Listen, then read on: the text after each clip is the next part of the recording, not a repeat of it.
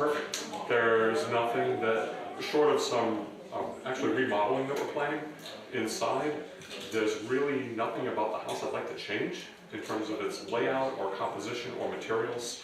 Okay, I would like to undo the renovation that was done previously.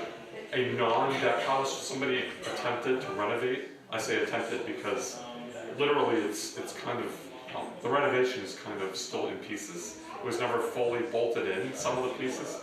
So I would really like to change, I guess, the renovation that was, the attempted renovation that was done. Wow, my favorite room.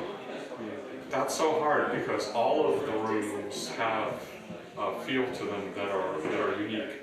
Something additional about Deck House, I really enjoy working with the people. It's, at the end of the day, the house is the house, and it's the most, how do we say, the best value, the best design, but really it's about the people that help it all come together, because that's what we really value most.